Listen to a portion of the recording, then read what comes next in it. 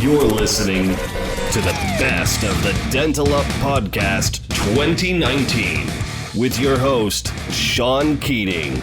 Hey everyone, Shaun here. It's been a while since I've been on a podcast. I actually been out and about with a back surgery I had about 8 weeks ago, and man, it was an experience. I had a fusion and a new disc and a cage put in and titanium screws, and oh man, they had to go through the front of me and the back, and it flipped me over mid-surgery and went through the front, and yeah, it's just crazy. But I thank you for all the well wishes I got from everyone, and it was kind of neat being out of work I was out of work for 3 weeks. First time in my life I ever took off that long, and I just want to thank everyone, a lot of well wishes and everything else. I really appreciate that.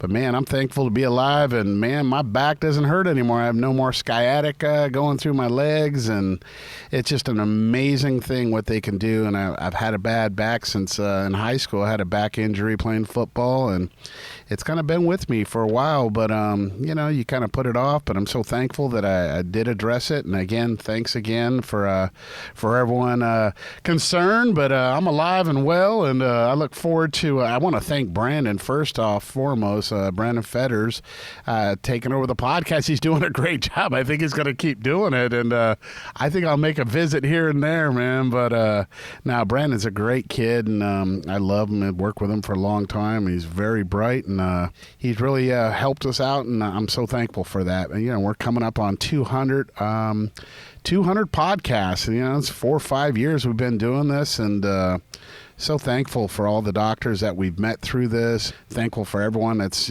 signing up and leaving reviews. And, man, we're just so thankful here. It was a record year, 2019 for us. A growth of our company, and just, all the same people with me for all these years. And it's just one big happy family here at Keating Dental Arts. And I'm just so thankful for all the people we have working with us here, and all the dentists that are, been with us from the beginning, and all the new ones starting with us, and just sending us quality work. And when it's tougher cases, we understand that, but we work together as a team. And so we're just very, very thankful here at Keating Dental Arts for all the people that are out there that are helping with our success, and we're helping doctors succeed too with the quality of our work and the consistency of our work, and our especially our turnaround.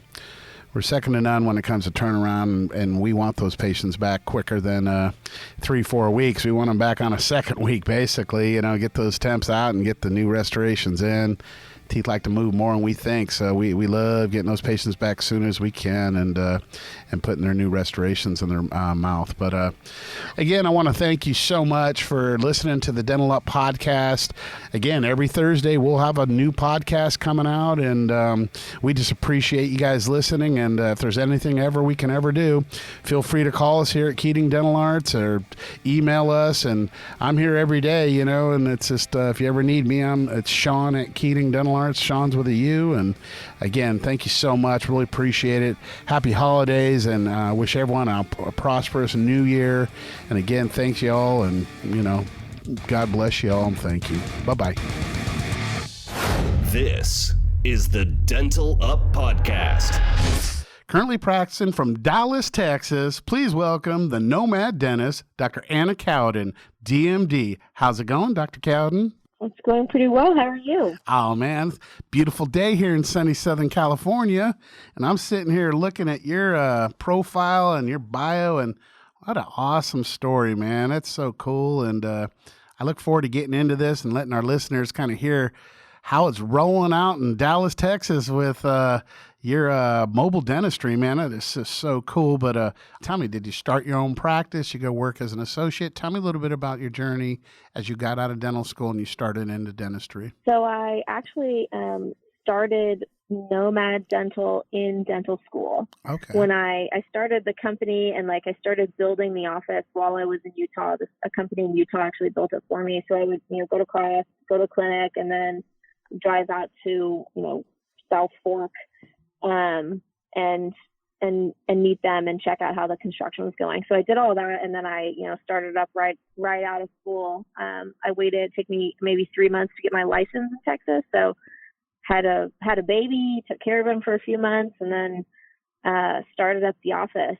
And really, it was pretty interesting. I thought about working for other people, but there weren't just, as a new graduate, there's not a ton of really good job opportunities for you. So that was a brick and mortar place you went and started up, huh?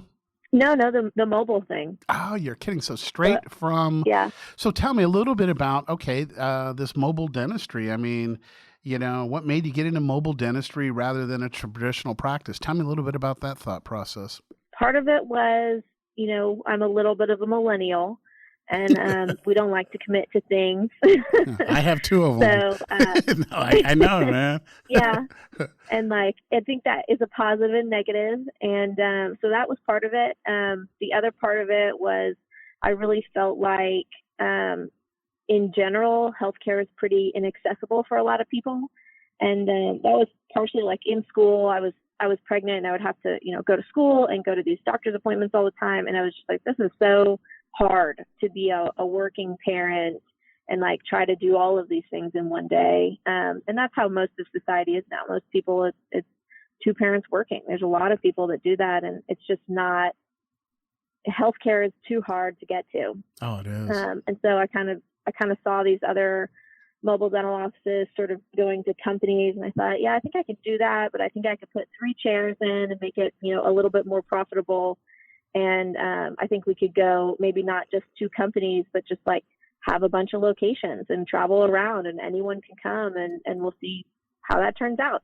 That's unbelievable. And that's kind of where we went. And just one day we decided we were going to do it and never looked back.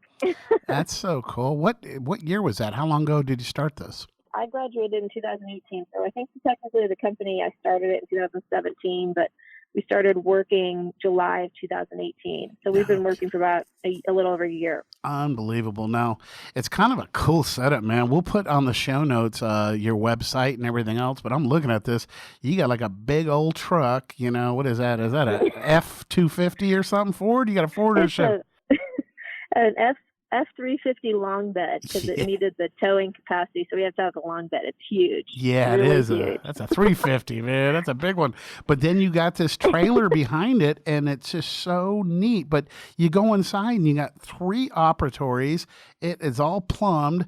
It is bitchin'. I just love it, man. That setup, it's so custom, and that's just so neat. It really is, because you could do everything there. I mean, you could do everything, and the outside of it just really. Who designed it? How'd you come up with that? And was there already blueprints out there? Did you kind of have to design it?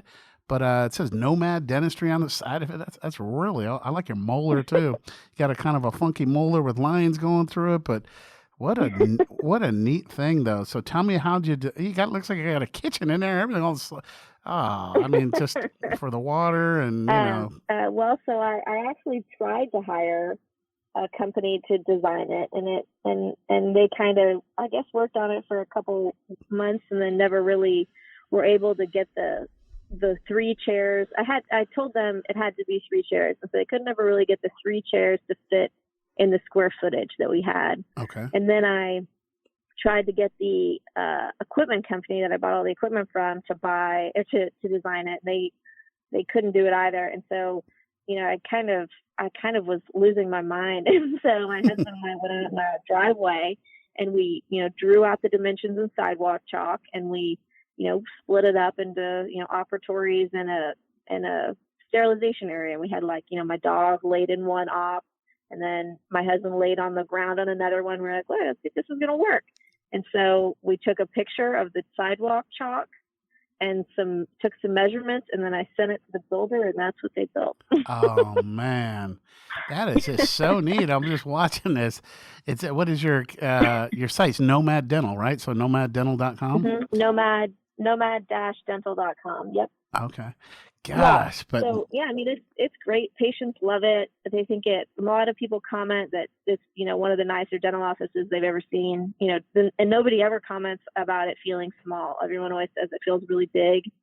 And it's really calming is what they usually say. So I don't know. I think it's great. Everything works perfectly. Great. No, that looks so neat. And so, man, tell me how you do it now. Do you go to like corporations? How do you get customers? Where do you go? Do you go park it at companies, or do you go to people's homes, or is there certain areas that the doctor will be at? Certain area. Tell me a little bit about that, how you drove patients to the practice, and tell me a little bit about how and where you go with it. Well, so we started out kind of going to office buildings, and then we have a few places that we go that are just office buildings. Like we have two locations downtown that aren't really associated with any company. It's just a location downtown. Okay. And then one in kind of an uptown area of Dallas. And those are just like popular areas where people work. And we do park near a building, but then anyone can come. And then we have 7 other locations that we actually go to a company. So, and that can be like we go to Match.com and Topgolf's headquarters. And so we go to their building, and their HR person actually, sends our marketing material to their people, and then their people come down during those. We go to each place either 2 days a month or 2 days a quarter, kind of depending on how big the company is. Okay. And then we go to some companies have like big warehouses where a whole lot of employees work, like assembling whatever they assemble. And we go to a lot of those. We're actually talking to a company that is multinational, and they have about 6 locations they're wanting us to go to starting in November. So we're adding on, I think, 6 more spots. And then there's actually a little city outside of Dallas that wants us to come and service their city employees. Oh, so cool. It's kind of an interesting mix of like, we get a lot of people that are referred to us by some other company we go to. And so it's kind of just, we'll go anywhere. And we don't do any marketing. We used to, but we don't really do anything now. Actually, we don't do anything now. The only thing is we send our flyer to the companies, and the companies send it out for us. And that's all, no cost to us. Unbelievable. That is so cool. Now, is it just one right now that you have, just in multiple areas you go, or are you thinking about getting more of these? Well, so right now we have the one, and we have 10 locations, and we have basically the ability to service about 20 locations. Okay. Because of the way we set up the schedule, we go somewhere Monday, Tuesday, and we're at another location Wednesday, Thursday. No. And so I think starting in January, we will be pretty much full. Our whole schedule will be full. So as soon as that happens, I think we'll maybe think about doing a second one and maybe have it in Fort Worth or somewhere nearby to kind of help, expand it. Because that's kind of where our people are coming from, is Dallas and Fort Worth right now. We've had a few requests from some of the companies that we go to their other headquarters in other cities like LA and New York. One was in Atlanta, but there's not necessarily enough locations for us to go there yet. So yeah, we would maybe have more in the future. We're also looking at purchasing a brick and mortar office in Dallas right now. Okay. So we're going to probably add an actual location for, we have a lot of people that come that just like find us online somehow, and then they want to come. Okay. And so I don't know why. I guess I always think it's kind of odd when somebody just like shows up and like, yeah, I found you on Google or Instagram. I'm like, okay, whatever. It's odd. But we have a lot of those people that want to come. And so it would be nice to have a brick and mortar for those people to come to also. Absolutely. No, that's really neat. So tell me a little bit on how is it all powered? Do you have like AC? You have obviously AC, everything in there. How's it powered up? So we have it solar powered, and it's powered by solar most of the time, unless there's a day that it's like really rainy. We have a generator that runs. Sometimes it'll run for like a couple hours at night to keep the AC cool. Okay. But most days, like on a regular sunny day in Texas, like today, the generator never turns on during the day. It's just everything's powered by solar. And so we have, I think 15 panels on the roof, and this whole custom built solar setup from Humless. It's crazy. They did all this like programming to make it turn off and on at these certain intervals to save the power and make it, be able to power all these, weird dental things we have, vacuums and compressors and all that. So it was pretty awesome. This is the Dental Up Podcast. Currently residing from Scottsdale, Arizona, please welcome back Dr. Samir Puri, DDS. How's it going, Dr. Puri? Good, Shaun. How are you, buddy? Oh, baby, I'm doing fantastic, man. I can't thank you enough for coming back on. You were like one of the highest rated podcasts. I think we had 1 million downloads with you, baby. You got a pretty pathetic other guest then, because that's pretty sad. If I'm the highest one, we need to up your guest list here. Come on, man. Come on, man. You're so humble, dude. You're a legend in the dental world, and you're young still. I bet you've accomplished quite a bit. Shaun, when I first met you, I was young. I'm almost. You won't believe how old I am now. So, like what, 43? I'll be 48. I'll be 48 in 2 weeks. Oh, so man. I'm up there. I wish I was 48 again. I was about. I know, but when I met you, I think I was still in my 20s. Yeah, I remember you guys were so funny. Yeah, at those meetings. Yeah. So it's been a while. So what about with dentistry, man? Are you cutting many teeth still, or are you doing much dentistry? I see teaching? A few patients here or there, but I've definitely slowed down. I've just been so busy on behind the scenes stuff. But I have a very a very small practice here in Scottsdale at our center, so I see patients about once a week or so. Okay. But it's not to the level that I was certainly doing before, and and this is one of the reasons I've got a whole crew that we're in charge. We're in the process of kind of nurturing and growing as the next faculty here, because I'm not going to teach forever. In fact, I used to teach every class. I teach one class now. Beautiful. And after that, it's we've got some amazing instructors who are better than me, and frankly, they do a much better job than I do, and that's how it should be. You should set yourself up where your successor is improving on the things that you've done. And absolutely. And as much as I've been in the limelight and the spotlight, it's not by design. It's just kind of happened, and I'm happy to be in the background, putting wind in the sails of my partners here, and making sure that they have super success. Oh, that's what it's all about. I mean, even my people I've surrounded, they're 10 times better of the tech than I ever was, and it's just. It's just working smarter, not harder. And as you get older, you got to, pass that baton, and you just watch it grow. And it's amazing how, it can come back, and just things are so much better in a way. And it's like you can enjoy life a little bit more, and enjoy the profession a little bit more too, I think.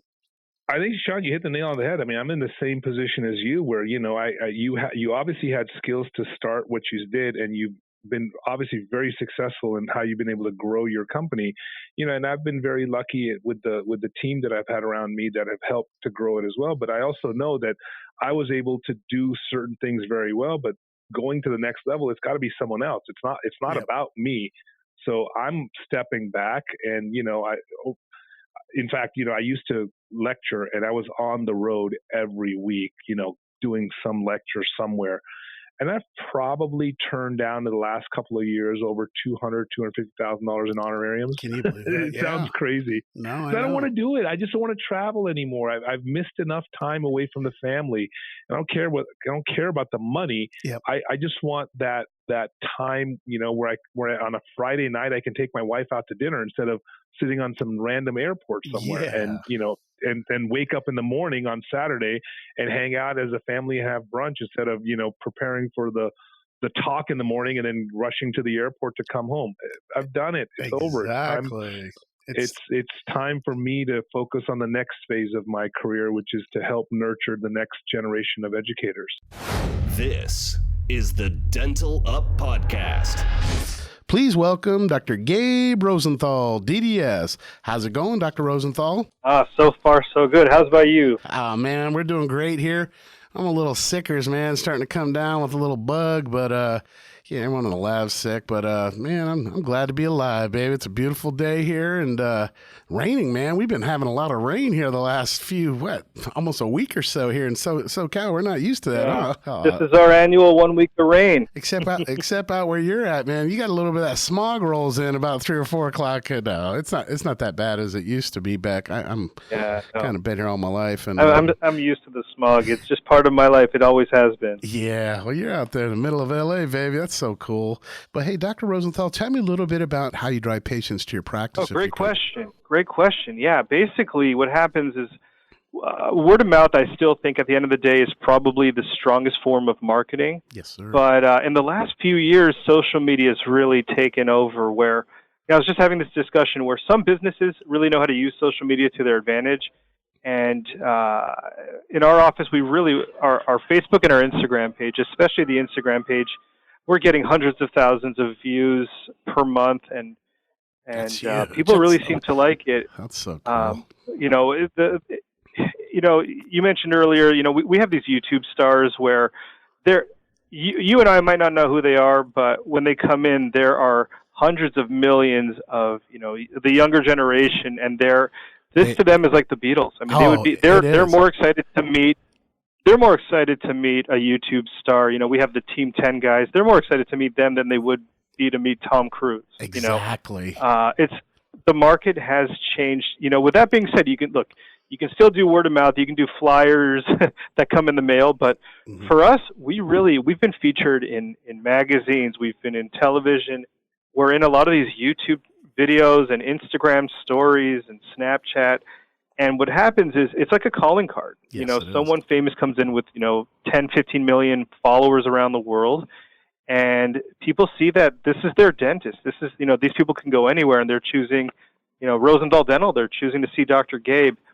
And all of a sudden they're kind of Googling or they're clicking on the map where our office is, and they go, oh my God, that office that I just saw on TV or on YouTube or whatever, it's 2 blocks away, and they take our insurance. Let's go to Dr. Gabe. And then when a new patient comes in, look, at the end of the day, you still have to have a good practice. You can have the best marketing, but if you're doing these, really hideous horse teeth looking smiles, or the crowns, the crowns are breaking in 4 seconds.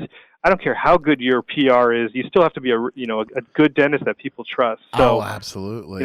That showbiz world is such a small world, and everyone seems to know each other, where you get one happy customer and they'll post a photo or a story on their page and they'll tag us, and all of a sudden we're exposing a whole new audience. Oh, it's so true. Even like you said with, I'm 56, dude. I've been doing this for 35 years now, and it's like, I didn't really know, like, all my staff and my techs, they're all younger than me, and my boys are probably older than you. But like you said, like me, I love Tom Cruise. I would drop to my knees and cry, saying like a little teenage girl, like, Tom. But you would start shaking. You'd be so nervous working on someone like that. But you know what? But it's like we've had Academy Award winners and Grammy winners, and they come in, and I'll post a picture on Instagram, and I'll get maybe a few hundred clicks. But then you get these YouTubers and athletes and current musicians. They come in, and all of a sudden we're getting posts and reposts and comments and likes and all of that stuff, because this is the audience that we're catering to. Exactly. You get a reality TV star, and they'll get me more clicks than a Grammy Award winner sometimes. Someone who might have won an award in 1994. I mean, I still think they're incredible. I mean, I treat all the patients the same. Yep. I don't care who you are, but click-wise and results-wise, they're not getting the same amount of clicks. The market's really changed. This is the Dental Up Podcast. Currently practicing from Drumright, Oklahoma. Please welcome Dr. Travis Burkett, DDS. How's it going, Dr. Burkett? I'm good. Thanks for having me. Tell me about your day-to-day, but more specifically about your involvement with the Special Olympics. 8 years ago, we were just working away, and we just kept seeing, I think, word of mouth that these parents of these special needs patients would eventually find us. And because we just, I guess our philosophy is basically, if you have teeth, we're gonna help you out, and we're gonna treat everyone like family. So we never tell anyone that we can't work on them or anything. That doesn't matter what's going on. So, and just one day, this mom from Guyman, which is about a 5-hour drive, said, "Hey, have you guys ever been to the Special Olympic Summer Games? Because everyone's always looking for a dentist." So just on her one comment, we called them up and asked if we could come, and we started helping them with screenings, and then it just kind of snowballed into they asked me to be the clinical director for the state, and now I'm actually on their board of directors. Now each year our office shuts down for 2 whole days, and the whole staff, we kind of move into Stillwater right outside Boone Pickens Stadium and set up a huge tent. And I think we have 7 portable dental chairs set up, and we got water baths where we're making mouth guards for the athletes. And last year we had a photo booth, and we hired some actors to come in as Batman and Superman for the athletes. And it's just, yeah, it's a pretty amazing 2 days where we get to interact with the athletes. And, you know, we try to find them a dental home. We either tell them about us, or we have a couple other pediatric practices around the state that are willing to see them. So we just try to get them into a dental home. No kid for you. So it's been That's awesome. amazing. You know, it's one of those things where you get in, you think you're going to be helping the athletes, but it turns out you get more out of it than they ever could. This is the Dental Up Podcast. Currently practicing from Beverly Hills, California. Please welcome Dr. Kyle Stanley Dds. How's it going, Dr. Stanley? Hi, Shaun. Thanks for having me on. Dude, that's so cool you came on, man. And I'm just looking at your picture. You're right there, Hollywood movie star looks, man. That's awesome. Thanks a lot. And you're sitting there I practicing. got to fit in around here, you know? Oh, I tell you, man, I bet you it's I don't think I've only been to Beverly Hills. I've lived there all my life. I've only been there a couple times just driving through, but what a beautiful place. And just, you guys got everything there. I know the headquarters for Rolex is right in your, they do a lot of services right there. And I send my Rollies out there every once in a while, but they go to Beverly Hills, man. That's so awesome. Right. Yeah. It's, it's an interesting place to practice because of, I bet. Of course, celebrities and people want to fly in and get work completed in this area. So it's every day is something new and something exciting. Oh, I bet you, man. I've worked with a few dentists out of Beverly Hills in the past, and they're amazing guys. They're definitely in it. It's such a high pressure with the demanding patients that you have there. You know, the people with the money, they're not the easiest people to work on. I'll take it. Yeah, it's definitely true. You either have, it's kind of extremes. You either have the very, very easygoing or the super picky, difficult patients. Yes. So we've come to know those patients well, and figured out ways of making it a little more practical, and how to talk to them. No kidding. That is just it's probably a lot of everywhere. You know, you're going to have demanding patients, you're going to have chilled kickback patients. I think it's just the silly human race that we're with, but I think just that 90210 zip code, man, I think it's the most expensive place in all the United States, most expensive zip code. Yeah, it's an expensive place, you know. It's I wonder if it's the same as kind of San Francisco, Manhattan. Yeah, I think San Francisco. Those 3 places are. Yeah, I think they're top real estate. Yes, I think you guys might be like number 2 or 3, but I know San Francisco with all the techies, man, and the small amount of land and prices of homes, they're through the roof. And but I think you're right, because everybody has these kind of patients. Yes, you know, whether you're in the middle of Nebraska, whether you're in Texas or Miami or anywhere, you're going to have really picky patients, and you're going to have really easygoing patients. Oh, absolutely. And a lot of my colleagues will say, like, oh, you know, if you're treating celebrities, aren't they really picky? And it's the same thing. They're human. So you have very easygoing celebrities, and you have very difficult celebrities too. Yeah. And I think that's just, it goes across the board with everyone. I mean, and there's some guys that, you know, like in Beverly Hills, we got all that money, they're chill, but then there's some guys that are just mean as heck when they got the money. So right. It's just so weird how that works. I mean, I've met so many guys that are so well off, and they're just so humble, and they're like the guy next door, and that's the way in life it really should be, you know? And then you got these other guys that, I don't know, they're just kind of it is what it is there. But well, That's hey, right. Those are the patients that are talking about mamelons, and they use words like interproximal papilla and gingival margin. They know the teeth numbers. Those are the scary ones. They've been watching too many videos on YouTube, and they just got a little too much time. Yeah.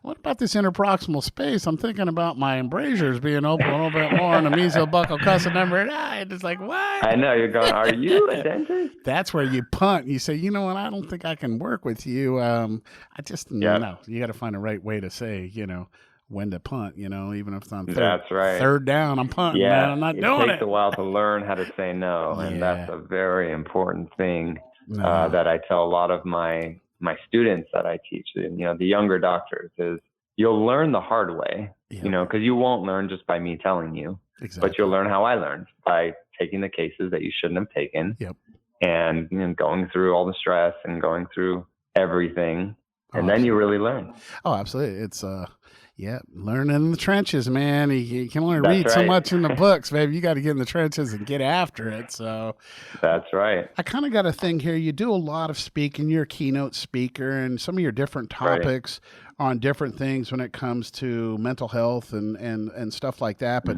September is right now. September is Suicide Prevention and Awareness Month, and I didn't know this till my producer brought me these questions, and it's kind of a somber thing, but I mean, we're looking at notes here that not even the dentistry suicide rate, but the U.S. suicide rate since 1999, it's up like 33%, and that's like in 20 years, it's gone up, and the latest results from 2017, but it's up 33%. It's tough, and it's just can you elaborate on some of the causes that create depression or poor mental health, or what are you seeing, and what are you thinking about when that's occurring more and more lately? Yeah, well, the weird thing was I was always seeing that dentists were like the top 1 or 2 jobs in the U.S. And I was like, oh, okay, that's pretty cool. Okay. But then, I had kind of a hard time in my life that many doctors get burned out, and I've seen this in lab technicians as well, and hygienists, and surgeons, periodontists. And so I was saying, how do we have the best job when so many of us are stressed out? Because I started talking with people, and everyone was like, yeah, I'm stressed out. So I started looking into this, and then I found some statistics, because me being like a speaker and a researcher, I always go back to research, right? That's always like my baseline. And so I started seeing some things saying, being a dentist increased risk of suicide by 564%. Dang. Just being a dentist. Oh, that's crazy. And so and it's wild when I'm speaking, I could be speaking for, 500 people, let's say, and I say, anybody here know a dentist who's committed suicide? And usually about 70% of the people raise their hand. Oh, I know. And that wouldn't be the case if the people in the audience were another profession. Exactly. If they were construction workers, or if they were teachers, or if they were stay-at-home moms, or that just doesn't happen. Yeah. And so I started looking into why this is the case, and selfishly, it was kind of to help myself to realize why I was going through a difficult time. And so, like, one of the big ones, and I have 12 different ones that I speak on, 12 different topics. But number one is an environment of fear. We're always working when people are afraid. Yes. And not only just a little bit afraid, but like deathly afraid. There's one study in 2002 that says public speaking is the number 1 fear. Okay. So that's good. I beat that one. Yeah. Number 2 is the dentist. Oh, dang. And number 3 is death, actually. So people would rather die than go to the dentist. And, all of us dentists and, lab technicians, you guys have worked with these patients that are deathly afraid. And they're shaking, their blood pressure is high, they're sweating, their hands are clammy. Yeah. Oh, yeah. And oftentimes, because they're so afraid, they don't come in until it's very bad. Oh, I know. And then when it's very bad, they need the most work, the most invasive work, the longest work, the most expensive work. So it's kind of this bad cycle. Yeah. It's so tough, and it's such a bad rap, because I had the same thing with our family growing up in like the 70s when we went to the dentist for the first time, and they're 7 and 8 and 9 and 10 years old. And we just had a bad dentist that couldn't get us numb because we had to have fillings done or extractions. And there's nothing worse than a guy not being able to get a basic block on you. It's like, dude, numb that up. And it just, and I always felt that way. And I didn't like the smell of the enamel when they're trying to, do that silver amalgam. But we could get through that. But the whole thing was the pain. And I swear it's just come so far in the 80s and 90s and the 2000s with doctors just getting better at that, because then I went to the dentist, and I felt no pain ever when I went to a dentist that was totally different, right? A totally different experience. Even the way you couldn't even feel the needle when they went and, wiggled your lip, and, they're getting smart of not being able to show you the shot and wiggle the lip, and you had no pain, and they didn't start working on it until you could be numb. And it was just a beautiful thing. I had an implant put in where it was just like getting a restoration put on or a crown put on.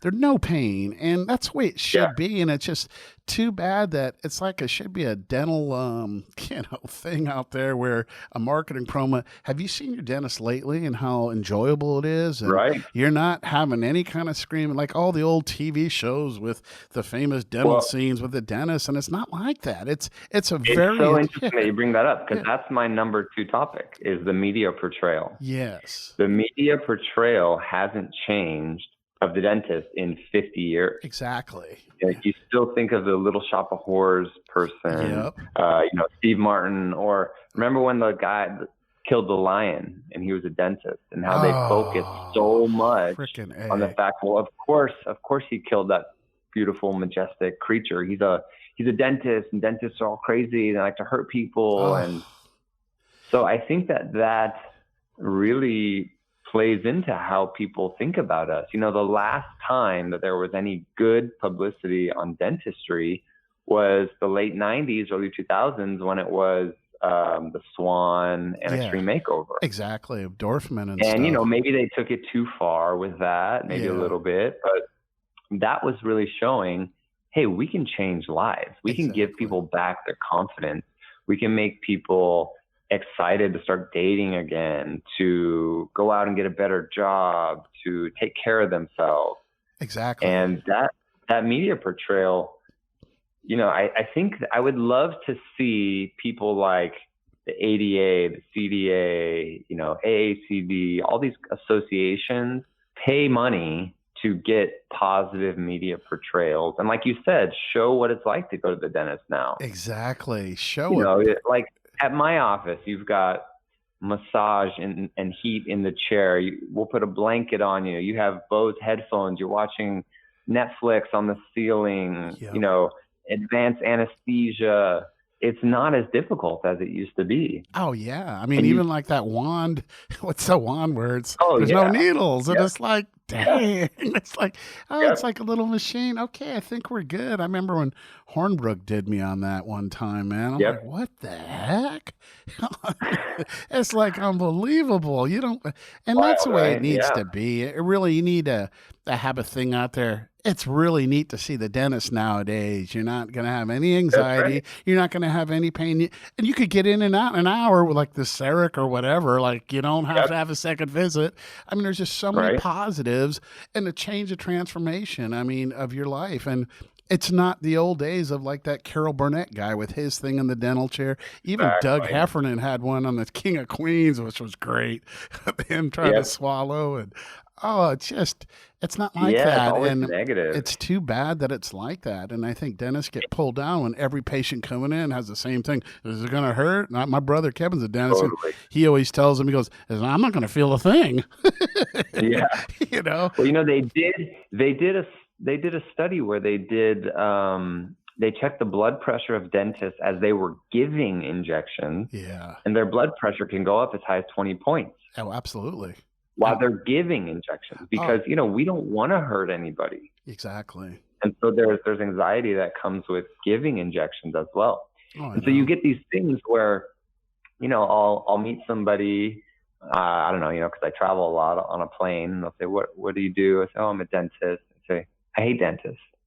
And I go, why? Remember when I just told you that I was a dentist? Yeah, that's gotta hurt me. I mean, you gotta have some feelings. My people they don't hate me. It's just such an old stigma that it's got to be broken. It is. It really is. And maybe that's wearing on because it is tough. I'm sure every day seeing these people, and like my brother Kevin's an endodontist. All he does is endo. But they're always in pain. Always in pain, and I just really love the way he says, "Is it going to hurt?" No, I'm not going to feel a thing. But he kind of says he's got that good personality, and in a matter of seconds, he's got him out of pain. And within an hour, he's done, and everything is textbook perfect. And that patient he has such a good following of people just saying how much they love him for taking him out of pain, but how gentle and how painless it is to go see him. And I think there's some dentists out there that push that, and really with their testimonials are having it to where the patients are just saying how gentle and nice and how trusting they feel. And I think with dentists out there that are real and are real with the patients and their employees and genuinely in their heart enjoy what they're doing, and just like in any field, people can tell. And some dentists are wired up, and some people are just a little stressed, and they let the people to begin with, they're not people persons, and it's kind of tough to be a great dentist if you're not a people person, because you're going to be getting people in their face all day. And it's like, dude, that's so true. I remember in dental school, a lot of people were very people person, but the problem I think with dentistry and medicine is that you get people that work really hard and are generally, on the smarter side. Mm-hmm. And oftentimes those people aren't people. Exactly. People person. Yeah. And they don't want to hear this guy jabbing in their ear like Mr. Nice. And they're like exactly. You got to be like a psychologist, almost know how to handle this person, each one. Like you have to be kind of like the coach, like the psychologist, like the cheerleader. I mean, you got to know when to be a certain way. And that's how I think it's in the true. future. My mentor, Christian Coachman, he says that your patients have to like you and they have to trust you. Yes. And it has to be both. Yes. It can't just be one or the other. And it's so true. Yeah, it is, man. And it's just a lot of times your staff can kind of intertwine with these patients and make it all work, where the dentist kind of comes in and does the hard work and, the mechanical work. Having a really empathetic team really is understated, because oftentimes they can already calm them down before you even come in. This is the Dental Up Podcast. All the way from Middlebury, Connecticut, Dr. John Kanka. How are you, Dr. Kanka? I'm well, Bob. How are you? Excellent. Thank you. I want to thank you for joining us. I know you're tremendously busy and involved in so many different areas, but thank you so much for taking the time out of your schedule to spend the next half hour with us. What I'd like to focus on, and I know you've been our guest several times, but what I'd like to focus on today is some of the newer products from Apex Dental Materials and some of the reasons why you, Scott, and Chris decided to create the newer products, particularly the ZRP, the Zirconia Primer. Well, we're always interested in advancing dentistry and creating things that are particularly useful. The philosophy, I to be honest with you, in Apex is to obviously make things better, but we create things that I need, because I am just your average general dentist. And when I have a need for something, when I see something missing that I'd like to have, then I try to instigate the creation of such a product and pursue that. So that's kind of where we come from. And if I know if I need something, I can call them and say, look, this is what I'd like to have, and I'd like you to make it for me. Let's do this. And that's kind of how the progression goes. No, I can attest to that firsthand. I mean, my own father has he started off with simplicity and then went to, interface and surpass and finally clean and boost. And your products have, although I know you don't know him, have helped him in clinical practice for the past 15 years. It's been phenomenal. I don't think he goes a single day without using one of your products. Well, it's always great to hear. I always appreciate that kind of feedback. So tell us a little bit about ZRP, your zirconia primer, and I guess how you're using it in practice, because I know, but our listening audience doesn't know. You're utilizing a lot of our KDZ Bruxer aesthetic, our high translucent zirconia, and walk us through your procedures from when you seat the patient down in the chair, how you take the provisional off, how you prepare or re-prepare the preparation, and then try in the restoration, and then to final cementation, if you will. Not every zirconia crown is bonded, and but we have now, with the advent of the zirconia primer, I started now to pursue some partial coverages and onlays, and I think that's where this really tends to lend itself very nicely, or short clinical crowns. And in those cases in which you want to be bonding something on because you're concerned about retention. Sure. It took me a while to crack the code on producing the primer, but I finally did it. And we've tested this now, done some long-term storage on it, and, immediate bond strengths, and then the store long-term, and the material is particularly stable. And as you know, I took great pains to make sure that the samples I was testing, that I was utilizing, were exactly the same as was being produced and sent out by Keating. And so we took some crowns that I guess were going to be disposed of, and we used those in our test, because I had gone through several sets of materials that, the material seemed to work really, really well, but I wasn't convinced it was exactly the same as what I want, what we were seeing in the office, the kind of materials exactly that we were delivering. So I took great pains to make sure that was exactly the case. And once we did that, and then got these wonderful numbers that we're getting, only then did I feel confident to say, yes, we have this and we have it nailed. But as far as how we use it, if it's a crown, we typically will cut the preparation and seal the preparation with an adhesive, usually Surpass.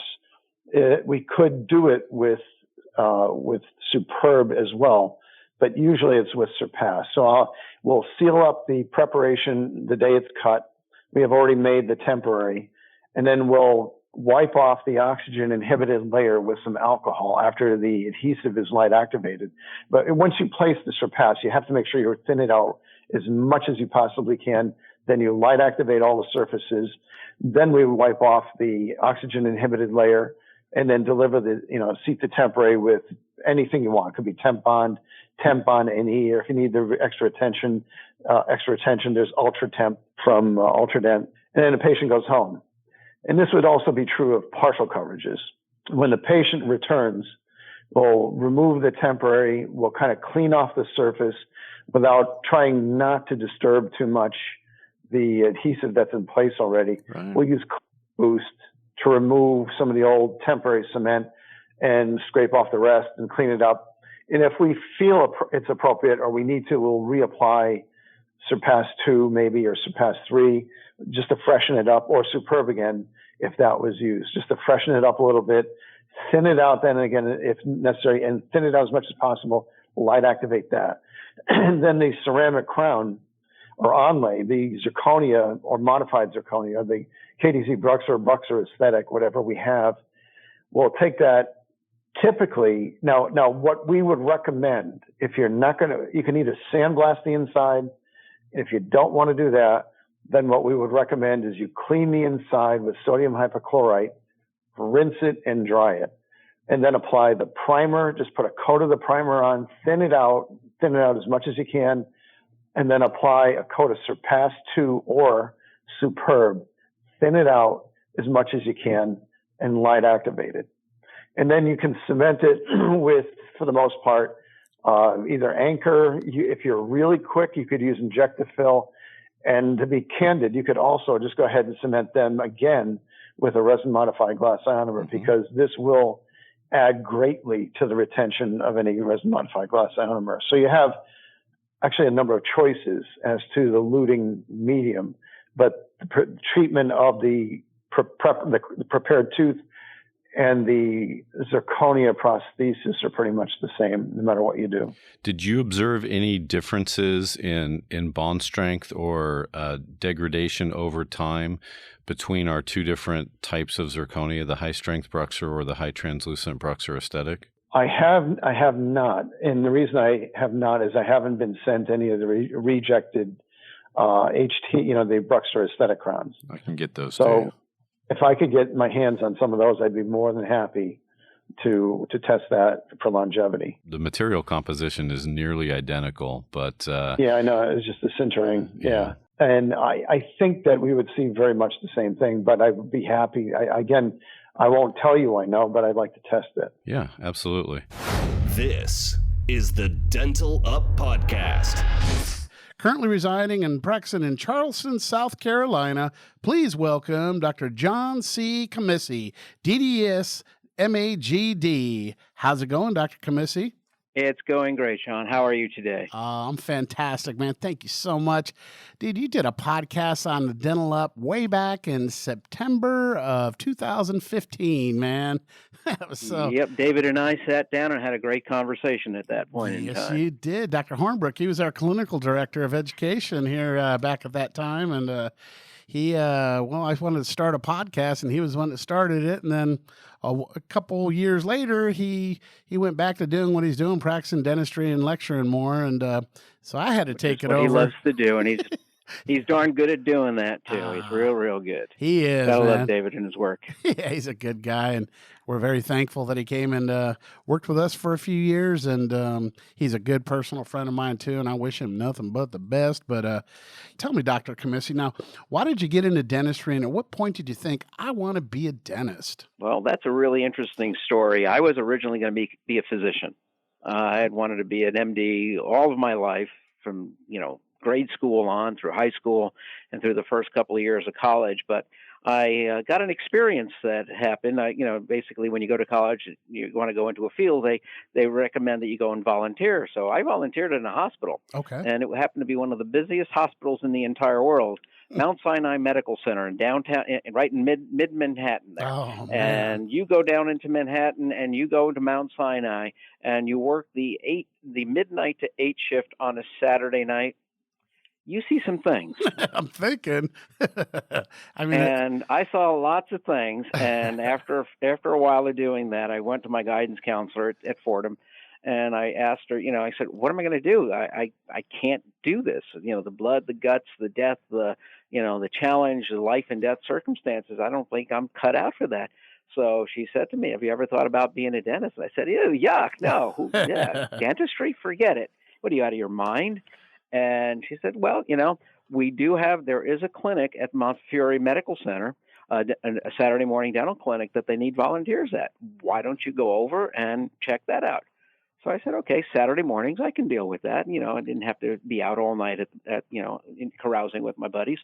So I started going on a Saturday morning. And the first Saturday morning that I went in after orientation, they put me in with this doctor, and he explained what was going to be going on. And a patient came in, very tall, 6 foot plus giant man, came walking in, big, heavy dude, sat down in the chair, and he had an abscess the size of a football coming out of underneath his chin. Oh. And the guy was in serious pain. So the dentist then said, John, I'm going to need you to help me here. Oh. I want you to put this suction device right where I tell you to, and don't move it until I tell you to. Oh. And I said, okay, this should be interesting. And he did an incision into the area. The guy's, just screamed with pain. And he said, put the suction right where that is. And I put the suction at that hole, at the area where the incision was made. And blood and guts started coming out. I said, great. I go from blood and guts in the dang emergency room to blood and guts here in the darn dental area. And as the relief of pressure from the abscess that was going on in there started to curtail. The gentleman's hands on the chair, which had been turned milky white from his grip, started to relax. And you can see the entire body just calm down, and the relief that went on. Can you imagine? And after that was done, he put in a suture to try to put a drain in to let it continue to drain, put him on antibiotics. The gentleman got out of the chair, went toward the doctor, and I said, oh God, he's going to beat him. And the next thing I know, he grabs the dentist, lifts him up off of the floor in a bear hug. He just swings him back and forth like a little child, drops him to the floor and says, thanks, Doc, and walks out of the room. Oh, you're kidding. Love that. And man. I said, holy mackerel, this looks like I belong here. And that's how I got into dentistry. Oh, that is so That's cool. the story that got me started. Now, was that at Northwestern over at Fordham, or where? No, that was in the Bronx. As I was undergraduate in Fordham University. So the Bronx, Fordham's located in the Bronx of New York City. Oh, okay. And so it was just about a mile away from campus, and got over there on a bus and did my thing there on Saturday mornings until I graduated. And it was just really a marvelous opportunity and got to see various things. But that was my first experience other than being a patient in the dental chair, which I was during most of my graduate time period at Northwestern. Okay. Because, knowing what the working end of a toothbrush for most people is not something that's normally taught. And that's one of the challenges. We need to educate our people in this country better about how to manage things. But I didn't know from Adam how to really take care of my teeth. So needless to say, I had more restorations done at Northwestern by classmates and upperclassmen during my 4 years of school than you can imagine. And the really remarkable thing is, every single one of them is still there. Yeah, man. I'm looking. You got a nice grill, a nice smile, baby. What do you got? Some what do you got? Some old school PFMs in there, or no? Those are all my natural teeth. I just got a lot of gold inlays and a couple of amalgams here and there. But that was it. It was just good old posterior restorations that lasted.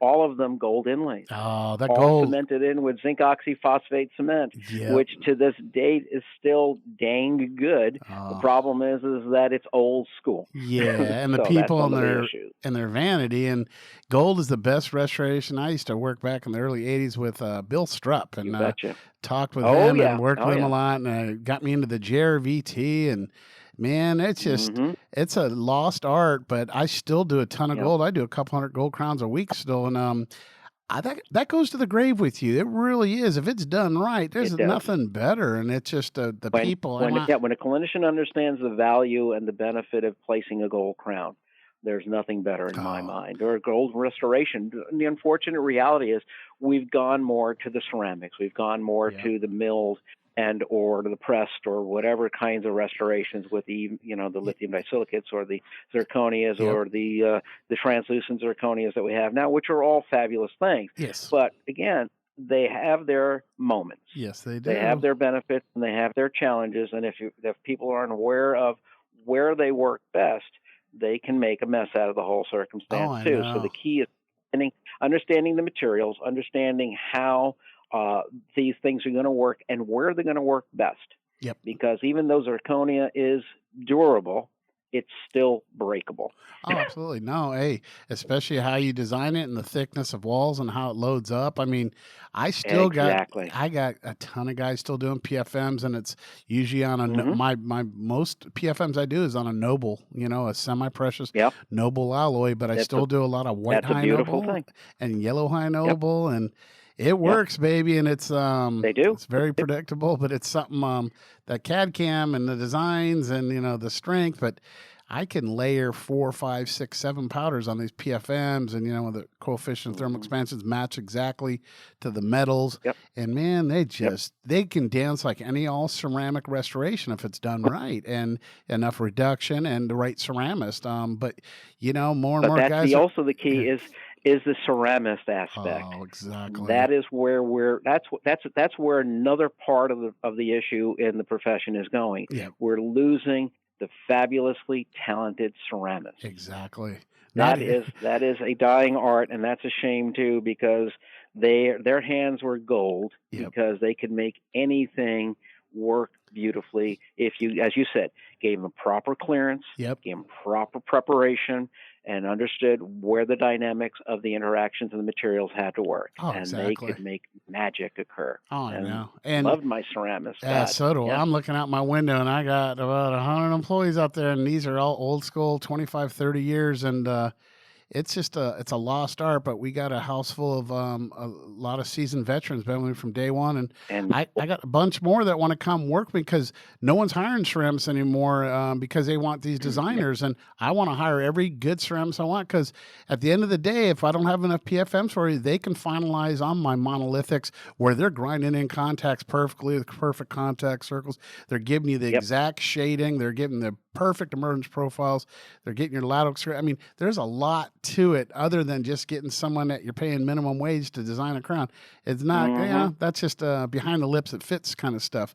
You need the real deal. And I love it when doctors really respect that, and talking to you, it just gets me excited because, we're keeping our people all here, and we'll convert them a little bit to some of the other stuff as we grow more in that digital area. But I'm still an old school guy, lost wax techniques. I got about 20 waxer finishers that are just brewing up copings. I mean, we could even design them and run them over to the printer, but we're still doing a lot by hand and a lot of lost wax technique. And it's a neat thing, but man, I get excited, and I do a lot for the VA throughout the United States. And those VA doctors, they want all PFMs, and I'm like, yes, sir.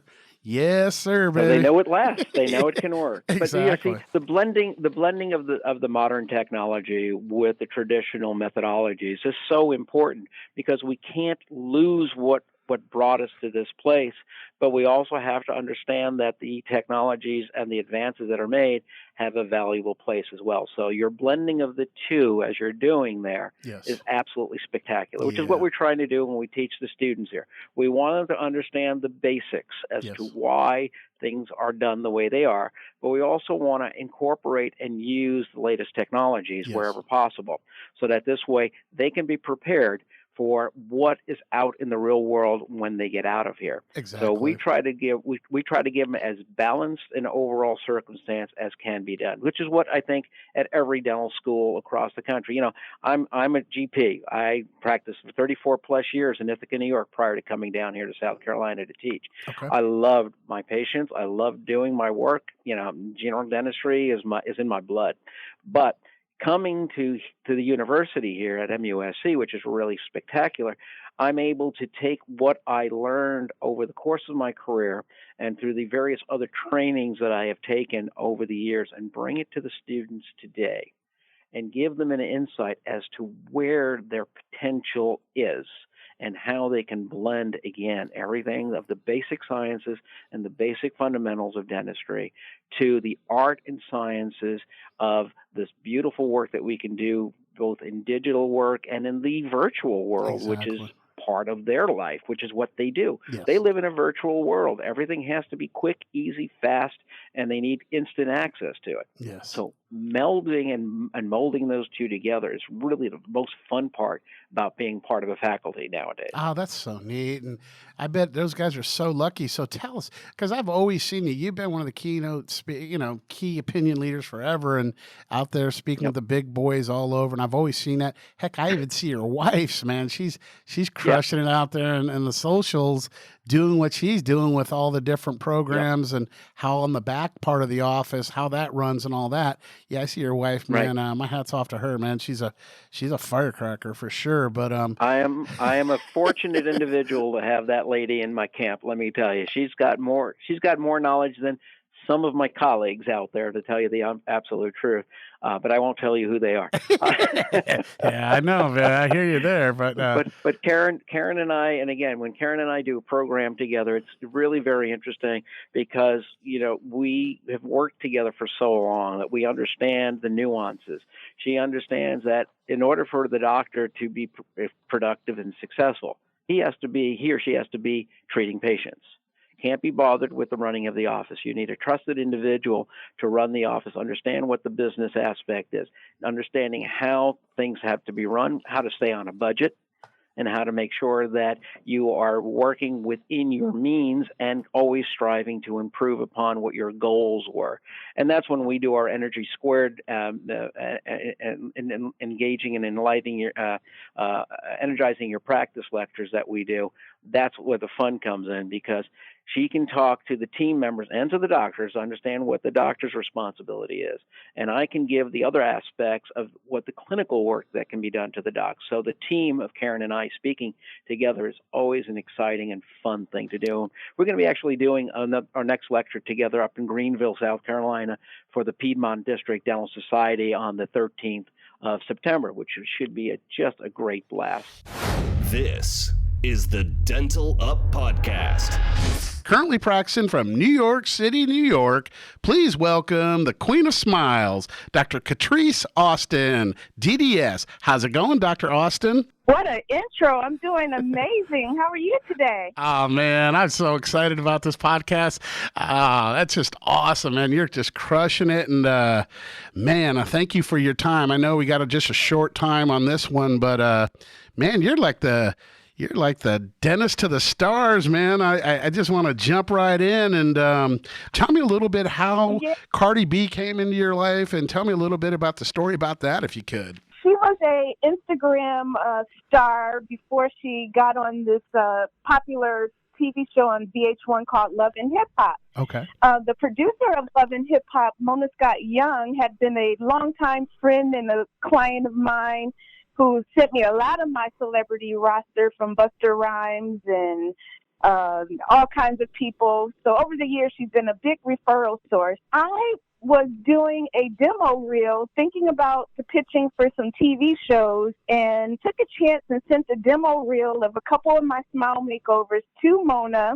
And she gave me a call. She was like, I got your demo reel. It was very nice. And Cardi B would like to get her teeth done, and I want to send her to you. Oh, so man. that was a relationship that paid off. Now, Cardi B, because I had been watching the show and following her on Instagram, I knew that the world was kind of picking on her because of her smile. And she said that she would never fix her teeth. It was who she was. But as she saw that her celebrity was rising, she kind of knew that at some point that she was going to have to change her image so she could reach the level that she has now. So I am so thankful that I was referred by a friend of mine to get Cardi B. And when I got that phone call and I knew her smile was going to be challenging, it was like game on. Yeah. I'm going to rock this smile out like I've never rocked out a veneer case in my life, because my career, I knew that this was going to be a game-changing smile makeover, and that's what we did. We did veneers on the top and the bottom, about 20 of them, and it turned out amazing. And immediately, she, in Cardi B fashion, when she got done with me that night, she got on the internet and told everybody to suck her, you know what. It just made the news, and I knew that I made it when TMZ called me about her, when Bodak Yellow went #1, and that reference line about her getting her teeth fixed. TMZ called me, and I was like, Mama, I made it. I reached TMZ, and then from there, it just exploded. It has been a fun ride. Oh, I bet. Man, that is just that's just so awesome. And her grills, their teeth are beautiful, man. They really are nice. Really love the characterization of them. And God, I wish I'd done them, but I'm going to be doing your other ones in the future. We'll get Drake and some of the other guys out there. I got some good ones coming up in the next month, so I'm gonna definitely let you give it a shot. I got a really big one coming up that's gonna be kind of like Cardi B level. It would be an honor. I freaking love it. But it's so cool. You've been showcased on NBC's Today Show, ABC, TMZ, VH1 multiple times, and God, there's dentists out there who give their left, to get out there and get that kind of publicity. And you just got a really good heart. I just talked to you, a few times, but you're just really really, I could tell you just really care about it and you want to do great dentistry. And I was looking at this thing too. You got a couple of international bestseller books. One's called Get Smiled, and there's another one, The Ultimate Guide to Charcoal Teeth Whitening. Tell me a little bit about your books and how you got into that and why you wanted to do that. I majored in psychology in undergrad as opposed to the sciences. Okay. And with psychology, you have to do writing. So I love writing. But one of the things I noticed over the years when I started my career in dentistry, there's lots of information on health and medicine, but you don't see a lot on dentistry. Even when it's October and it's National Dental Hygiene Month, we're competing with Breast Cancer Month. So the month that we're supposed to shine, yes, we still don't get a lot of information out there. So I decided that, as the Queen of Smiles, that I would be the person to get that information out there. And my book, Get Smiled, really takes people from start to finish through how to choose a cosmetic dentist, how to prepare for your consultation, everything, all these questions that I get all the time via email and Instagram and Facebook. I just decided to put that information all in one place so that the information is out there. Because I want people to really know, people don't know the little secret that cosmetic dentistry is not an official specialty of dentistry, and everybody's calling themselves a cosmetic dentist, but how do you know how to choose? And what about the procedures that you're seeking out? All those questions about cost and step-by-step what would happen to you, I pretty much laid it out in one location in a book so that you can have it and you go into your consultation with knowledge. So that's awesome. that was one of my main goals. And I noticed that all of the top dentists had books, they had products, they had a sexy location in Beverly Hills or New York City. So there's like a formula to success. But I love writing, I love blogging, and so that's part of what I love to do, and it's fun. Thanks for joining us on the Dental Up Podcast Show this week. Make sure to follow us on Facebook, Instagram, and Twitter, or search the Dental Up Podcast on iTunes for our weekly feed. Don't forget to visit KeatingDentalArts.com/promo for exclusive offers. Keating Dental Arts is a full-service dental laboratory, and we're nationwide. We'd love for you to send us a case so we can show you the Keating difference. If you dig what you heard, please leave a review on iTunes, and we'll be back next week.